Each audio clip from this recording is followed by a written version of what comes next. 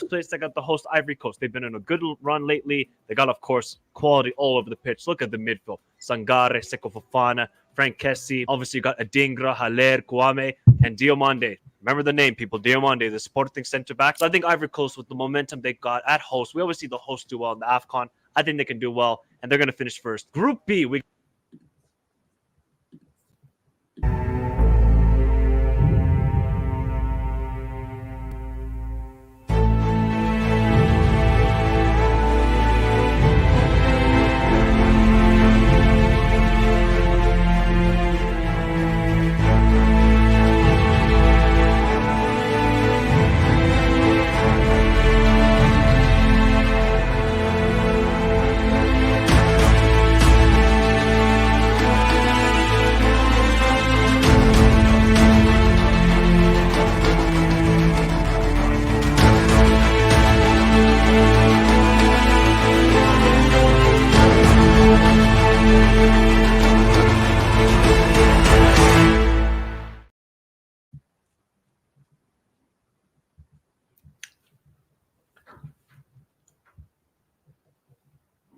the hell did we just witness, people?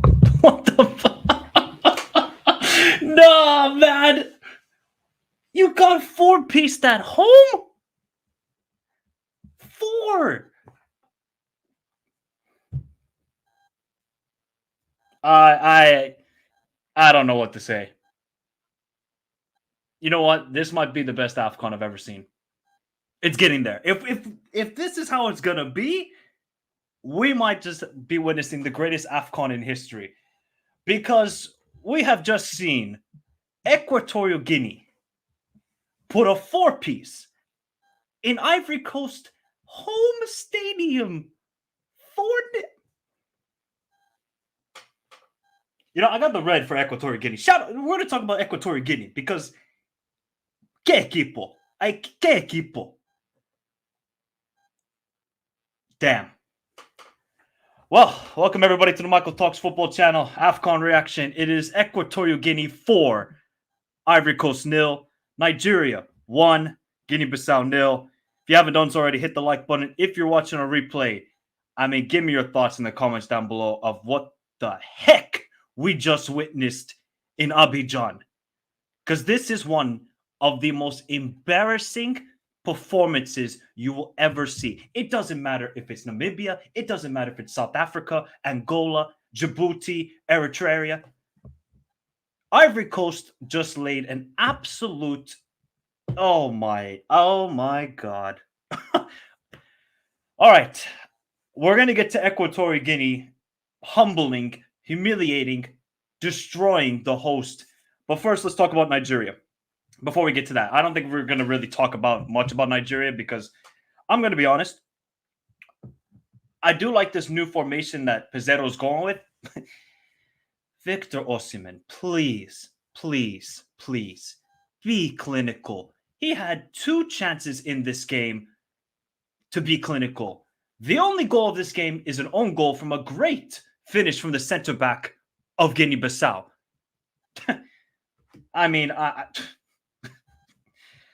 You know what? Do I think Nigeria can go far in this tournament? Yeah, because now I'm looking at them defensively. Yes, they gave up chances today, and Guinea Bissau did have 5 shots on target. But this keeper, if it was Uzoho, Guinea Bissau would have won this game. Hands down. Nwabili is 100 times better goalkeeper than Uzoho. He didn't have to make a spectacular save today, but having him is going to keep Nigeria in this competition. And this formation, I do like it. It is working well. But Victor Osimhen has to be clinical. There is no... I back you, buddy. Please. You have to come up clutch for your nation in the knockout stage. Your only goal cannot be from a yard out in this tournament. It cannot. When I did the predictions, I said this is your tournament to shine. We don't want to save for one player, but when you are the star player, you're an African player of the year, you have to be clinical. You got enough chances today to score a goal. That's that. Other than that, I would like Chukwueze and Moses Simon to play better, especially Chukwueze. Come on, Chukwueze, you can play better. But I really got to say, Calvin Bassey and Olaina, Those two players, they can keep Nigeria far in this tournament. They can keep them far. Guinea Bissau are a tough team, and they did beat Nigeria last year, obviously during Afcon qualifiers. So they have been a bogey team for Nigeria. But Guinea Bissau, I don't know why they don't start Francolino. I don't get it. The guy is a very good striker. We've seen that at Midtjylland. But this is going to turn into an issue. Whoever Nigeria are going to face, because they're going to face the runners-up of Group C. So it's either going to be Guinea or Senegal. Can you imagine if we get a Senegal versus Nigeria round of 16 matchup? Oh, boy. Then you got to be clutch, Vic. You got to be clutch. But, yeah, I think the good thing for the Super Eagles is they found their number one goalkeeper. He looks solid. Defensively, they do look a lot better compared to the first game, in my opinion. It's just about, all right, you got to just get the forwards going. That's the main issue. But I think when they go up against a team in the round of 16, I feel like they're just going to counterattack. I think that's going to be their way of going. It might suit them, but having only one shot on target with 11 goal attempts that's not great conversion. That's not a great conversion whatsoever. They get the win. Was it convincing? No, but I'm not looking for convincing performances. This is the group stage. What matters is what you do in the round of 16, quarterfinal, and then if you get further and further. You don't have to win pretty to win the Afcon or any international competition. Look at Portugal in 2016. Did they win pretty? No. They only won one game in regulation. That was the semifinal. They won the tournament. So I think for the Super Eagles, it's just about the forward line has to get clicking. What is it going to be the same front three in the round of 16? Who knows? Who knows? But overall, not a bad performance for Guinea-Bissau. Again, it's just, I feel like this team has potential. Defensively, just not great. And the forward line needs to improve big time. Big time. Francolino is your future. Play him in all three games. Don't get it. I don't understand it. But yeah, let me know your thoughts in the comments down below. Nigeria picking up a 1-0 victory over Guinea-Bissau. Improvements. Are you liking what you're seeing? Do you like the performances of Bassi, Olaina? Let me know your thoughts in the comments down below, because now it's time to get to the... I'm still flabbergasted. What the heck have we just wait? Let me, you know what? I'm going to put a big screen like this. It is Equatorial Guinea. Equatorial Guinea 4. Ivory Coast 0. Now, when you see this scoreline, you immediately think of, wow, Equatorial Guinea must have been amazing on the day. They balled out. No. This game is why I love football. This is why I love football. You know why, people? Because Ivory Coast decided to have a disaster class in front of goal. The disaster class by Sangare, by Kouame, you name it. Any of those players had a disaster class. I'm going to bring up their XG, because if you didn't watch this game, the amount of chances 2.20. 2.20. I mean, Pepe was cooking in the first half. Ivory Coast just kept going down the right side, down the right side, down the right side. They kept creating chances. But they just couldn't find the back of the net. That was their biggest problem. I knew Sebastian Haller, if this guy was not fit, it's going to be an issue, because he would have at least grabbed 2 goals with the chances they created, because they created all of the chances. But when you don't, this is the number one thing in football, people. When you don't take your chances, you're going to get punished.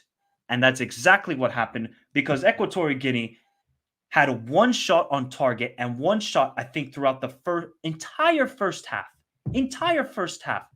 That was the only one they had. Now, I can't remember who gave the assist for the goal, but that assist was insane. And then Emilio Nue. Shout out to Emilio Nue, man. 34 years old. He's got 5 goals already in this tournament. Just slots it in like a striker. Oh, wait. For his club team, Intercity, he's a right wing back. Now, a couple got the assist. Great run by a couple. I mean, look at the movement by Emilio to get some space and to slot it in. Is a striker. Levels. This guy's showing levels to the other strikers in world football, and he's a right wing back for Intercity. It makes no sense. But again, like the second half, like Kouame for Ivory Coast, he's on the literally on the 6-yard box. He's on the 6-yard box, people. Now the keeper, well, it's got to give a shout out to Owono, the keeper for Equatorial Guinea. Played his greatest game ever. I have not seen this guy play other than Afcons. I can easily say, oh, he plays actually for Alaves. Okay, fair enough. I actually didn't know he played for Alaves. Okay, fair enough. Well, that was his greatest game ever. Because the amount of saves and crucial saves he was making was absolute insanity. Ivory Coast had 2 goals offside. They were rightly offside. Rightly offside. We can all admit to that. They were rightly offside. Then Ivory Coast just went with wave after wave after wave. They just gave punching lesson after punching lesson, but they just couldn't land the knockout blow on Equatorial Guinea, and then Garnett with the ridiculous free kick. Now, the wall should be doing better for Ivory Coast. How that gets through 4 players, 2 of them jump, 2 of them don't. It's horrendous from Ivory Coast's perspective. Then after that, straight after kickoff, I mean, it wasn't even 15 seconds. Ivory Coast lump it forward, gets back, they score a goal. I mean, who gave the assist to Emilio Nue? I can't remember all the goals. It was Machine. Of course it was Machine, the guy from Monza. And then Emilio Nue, he scores again. Nah, you know what? This is payback. And then they got a 4th goal with Bouyola because, Ivory Coast, they just threw everybody forward. And at that point, the stadium was getting empty. Can you imagine? You had legends, the biggest legend of your nation, Didier Drogba, in the stadium, and you put a stinker like that. What? Come. I'm not Ivorian, but this might be the most shameful day of Ivorian football history. They've lost to Zambia in the final in penalties. They lost the final in 2006 to Egypt on penalties. They bottled it many, many times. But this might be the worst day in Ivorian football history. By far. But you know what? We got to give a massive shout out to Equatorial Guinea. What they have just done in the past 2 games to score 8 goals, and Emilio Nue with a 5 in the group stage is nothing short of sensational. It is sensational. This team, they had to weather the storm today. They weathered the storm, and then they just said, watch this. ¿Qué equipo? ¿Qué equipo? Y Emilio Nue, ¿qué jugador? ¿Qué jugador? I have no words to describe this team. They got payback. You know why, people? I'm going to explain why they got payback. 2012 Afcon, excuse me. Equatorial Guinea were one of the hosts. What happened? They played in the quarterfinals against Ivory Coast. What did Ivory Coast do? Beat them 3-0. Equatorial Guinea said, okay, we remember that. And they said, we're going to drop 4 today. Wow. Football is just simply amazing. And this squad for Equatorial Guinea deserves so much respect because that is now the last time they lost a game was in 2022 September. They're on a roll right now. You can say what you want about the opponents they're playing, and okay, they get draws against this team like Libya, like Djibouti. But when they want to raise their game and when they want to just defend for their lives, and Owono, the goalkeeper, is making miraculous save after miraculous save, they do that. So, I mean, the streets of Malobo today, it's going to be a fiesta. It is going to be a fiesta. Mike, I mean, ¿qué equipo? There's no other words to describe it. What they have just done is historical. This is a beatdown of the highest order. Now, of course, we have seen Germany 7-1. Nothing will ever top that. This is up there. This is one of the most humiliating home losses by any host nation I think I've ever seen. And that's saying something because Qatar hosted just a World Cup and didn't get anything. Wow. I'm lost for words, people. You gotta talk to me in the chat. I don't know what else to say. I mean, Ivory Coast was shameful. Absolutely shameful. Because I don't really blame them for the goals. Like, okay, the first goal is a great run. The second goal is a great free kick. And then the third and fourth goal are just calamitous defending where, okay, I understand you're pushing bodies forward. You're going to have to go for the equalizer. But you have to be smart. You have to think to yourself, okay, cool. They're still in first place of the third-ranked teams. They still got Namibia, Algeria, Zambia, Ghana, Cameroon ahead behind them. They could probably still qualify if Namibia doesn't win and if Zambia doesn't win. They should have been a little bit more smart. Okay, we got to play for the goal difference. Now they got a -3 goal difference. Now Ivory Coast are screwed. They're screwed. Because I think Algeria are going to beat Mauritania. But wow. Give me your thought. Let me just wait.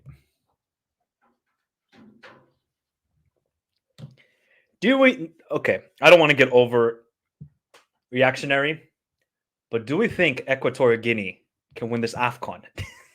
If they have a striker like Emilio Nue who's on fire like this, who says no? Who says no? But they're gonna have to defend a lot better because the amount of chances they gave up today was just ridiculous. Absolutely ridiculous. But shout out to Equatorial Guinea. Que equipo. Ivory Coast, shameful performance of the highest order. Highest order. Shout out to Sammy. I know he's Equatorial Guinean. Shout out to you, buddy. Calma, calma, calma. No calma. No puede ser. No tengo palabras este momento. No tengo palabras. Oh, honestly, I have no words. I have no words. I have absolutely no words whatsoever. Shout out to Judgmental Date. He says, Equatorial Guinea are legit contenders at this point with the way other teams are playing. Yes, 100%. 100% they are. If they can play... Okay, I can't say that they can win this because defensively they were not good today. They got lucky because Ivory Coast were horrendous. They had to ride their luck today, Equatorial Guinea. I think every fan can agree with that. They had to ride their luck. But Ivory Coast just said, we don't want to score a goal today. They could have used a Kalou. They could have, even Wilfred Boney, they could have used him to score one goal. They just needed un golazo.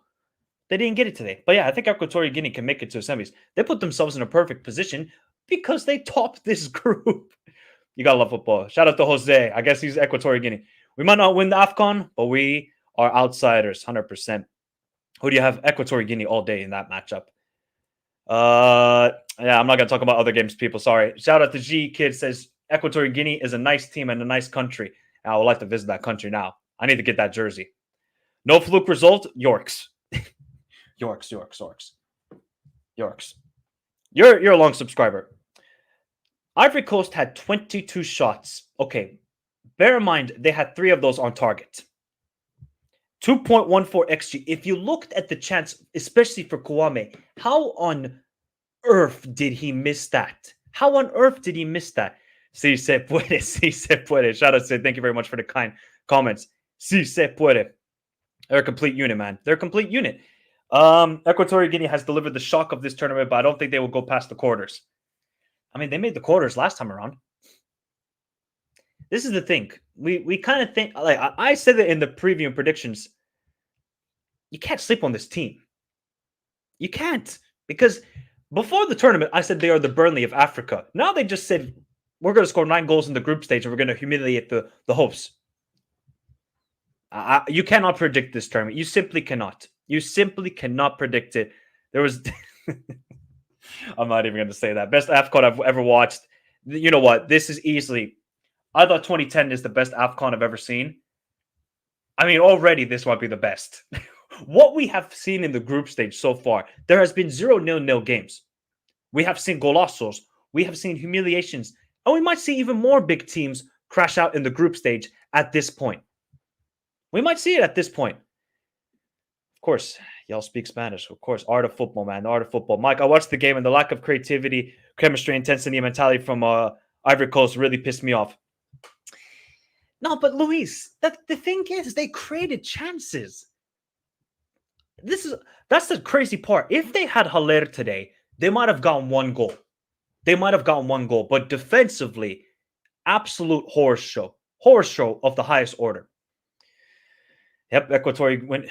Not yet, Barry, but they're in a okay. You know what? Let me bring it up. Let me bring it up. Shout out to everybody in the chat. We got 132 of you here to here to laugh at Ivory Coast. Can we at least get to 100 likes? Can we at least get to 100 likes?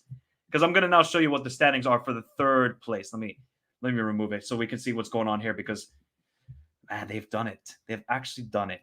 This is craziness. Where's do they not even have it on FootMob? All right, give me a wait. Let me see if I can find it here, people. Is it here? Is it here? Nope. I got to go to Flash Score. I'll go to Wikipedia for this. Excuse me, people. I'll get this sorted out. This is what the heck? What on earth have we just witnessed? All right. Here we go. Now, there we go. So this is now the standings of the third place teams. Ivory Coast are in first right now, but look at the goal difference is gonna that's gonna kick them out. Ghana got to win today. It's as simple as that. Ghana got to win today. Even if Mozambique win, Mozambique are -3 goal difference. They'll be ahead of Ivory Coast. So this is the issue that they're facing right now. Ivory Coast cannot lose. They should have lost that game 2-0. If they lost that game 2-0, fair enough. Fair enough. Losing 4-0?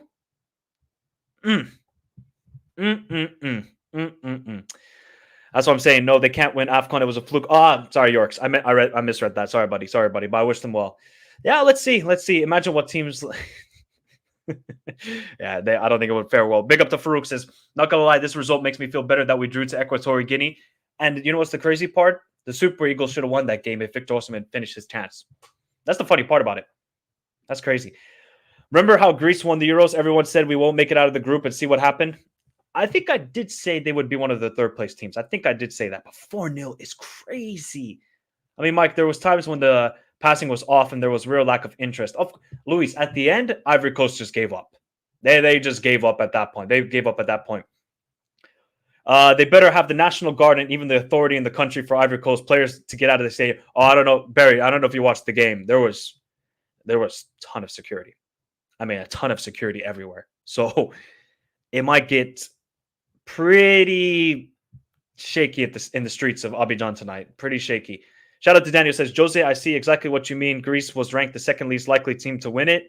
We'll find out. Best Afcon ever. I think this is the best Afcon ever, what we're witnessing right now. Shout out to Molobo. Another Equatorial Guinea in the house is Vamos!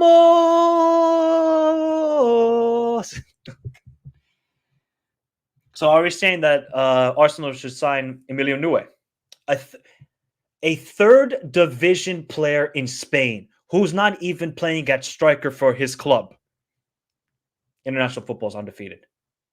International football is undefeated. How can a guy who's playing in the third division of Spanish football have 5 goals, and the dude who is going to go for 105, 110 million have 1 goal? And he should be having at least 3 goals, in my opinion. 3 goals at least. Yeah, man, these Guineans are annoying. Yeah. They got cooked, man. They got absolutely cooked. Oh, yeah. I'm here for it. Shout out to Sammy. I told you, Mike, on your last debrief of Nasalang. I'm definitely paying attention now, Malobo. I'm definitely paying attention now. Yeah, he did, of course, Jose. He played for Middlesbrough. He played for Birmingham City. So we all know Emilio Nue, but come on. The dude is 34 years old and doing this. You know, let's bring him up. Let's bring up his career, because this is how many goals, guys? How many goals did Abubakar get at the last Afcon? How many goals?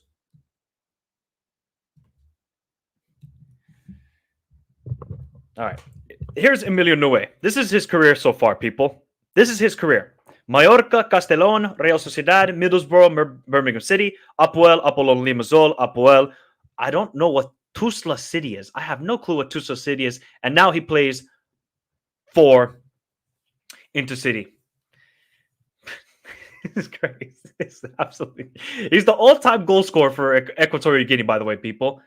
I think he had the chance to play the Olympic team for Spain, if I'm not mistaken. I think I read that somewhere. I might be wrong. You guys will correct me about that, but my God. Shout out to Javier. Says, Lo de Guinea Equatorio es una locura. Vamos, Guinea. Oh, my God. 12. Yeah, I think he got 8 goals last AFCON. Abubakar. Morocco and Senegal are the best teams here, but this African Cup of Nations, so they're definitely beatable. Anyone is beatable, and anyone can win at any given day. That's why, for me, AFCON is the best. Nothing will top this competition. Nothing. The only thing that can top this if Germany get humiliated at home. That's the only thing. Otherwise, wow. I mean, I'm shell-shocked. I'm absolutely shell-shocked of what we've just witnessed. Anybody have further thoughts? Let me know in the comments. I'll be leaving in the next 5 minutes. Shout out to everybody in the chat. We still got 110 of you in the house. Remember to hit the like button, subscribe to the channel if you're new around here. You know what? The funny thing is, Salvador hasn't even played that well in this tournament. And he was the guy who was like, I was like, okay, now this guy was a pretty good player at the last AFCON. He hasn't even played that well. He needs to get the pink hair back. That's what he needs to do. He needs to get the pink hair back and rock with that haircut. But Coco almost scored a ridiculous free kick. Oh my God. Like, this team is unreal. Absolutely unreal. Ay, que locura, que locura. Shout out to Somi J. Bebe is now starting to show what he's all about after all these years. Well, hey, man, late career, why not? Maybe he can get a move to Manchester United still. Who says no? Who says no? Who says no? Cameroon is going to win Equatorial Guinea in the next round. Arthur, I would not even be surprised at this point. I would not even be surprised. I would not even be surprised. This is why I don't like having third-place qualifiers as in the Euros. It distorts the fairness as integrity as the later groups know what to do in qualifying. That's kind of the issue, Yorks, but, I mean, brings for hell of a drama. Hell of a drama. Wow. This is incredible. Absolutely incredible. It's the fall of big teams' quality or the rise of quality of small teams in AFCON. I feel like big teams don't actually care or they don't want to get injured, I guess. You know what? This is a great point, Vice. This is a great point. So I think the overall quality, and we're seeing this also in the Asian Cup, the quality, long gone are the days of Italy, Germany, Brazil. These nations always dominating. Cameroon, they were dominating the early 2000s. Those days are done. They're done, people. Football evolves. As the game grows and countries get better facilities, better coaching, and you got to use players that are born outside the country as well. Finland do it. Every nation pretty much does it. You just see that the level of the national team keeps going up and up and up. Equatorial Guinea, people, if you don't know, were ranked 195th back in 1998. They're 88th right now. For the longest time, this team were a laughingstock in Africa. Laughingstock. So the rise that they have done is nothing short of sensational. Ever since they hosted the Afcon back in 2013, you just see the team 2012, excuse me, the team just keeps being better and better and better and better and better and better. Mejor, mejor, mejor. And then you see what they did today. You see what they did today? Wow. I mean, football is the best. If somebody disagrees with you, people, because I know we're all football people here. If somebody disagrees with you and says football is not the greatest thing in the world, tell them that you're allowed to smack them from Michael Talks Football, because this is unpredictable. You're going to tell me that Equatorial Guinea are going to beat Ivory Coast at home 4-0 before the tournament? I said, give me your stuff you're smoking or drinking. Give it to me. Not NFL. Get out of here, bro. Get out of here. This is the new age of football. If VAR didn't exist, we would have lost this game. The calls were going against us. Yeah, man. You get it. That's the good thing of VAR. That's the good thing of VAR. They got the correct calls today. Same thing in the Nigeria game. So we can say all we want about VAR, but wow. Algeria will lift the trophy. And man, I'm not predicting anything else, people. When I do my round of 16 predictions, just laugh at me in the comments. I don't care. I could care less. Because what we're proving right now is we know beforehand that this tournament is so unpredictable. Now we just said we're going to go totally nutso level and just say anarchy. chaos, everything you want. That's the Afcon right now. It is providing so much chaos. It is wonderful to see. But everybody, I gotta head out. I gotta go walk my dog. We're gonna be back live after the Ghana Egypt games, so join me for that. I'll be making the thumbnail and the stream, so you'll be seeing that. Remember to hit the notification bell so you guys know when I go live. Because wow. Well, nothing more predictable than Desert. Don't do that, bro. Don't do that. Big up Minerals, big up Broski. Our Cote d'Ivoire out because Diomande and Pepe tax. Now, I don't think Diomande played today. Yeah, Diomande didn't even play today, bro. It was Boli and Ndika. All eyes on Ghana and Afcon. Let's see how Egypt and Ghana look. Vamos. Wonder why the Ivorian coach didn't call up Bailey or Zaha. Well, I think I can understand the Zaha. Eric Bailly, the guy hasn't played enough football. He hasn't played enough football. But let's head out, people. Let's head out. Hopefully we get some more drama tonight. Imagine if Mozambique beat Ghana like 3-0.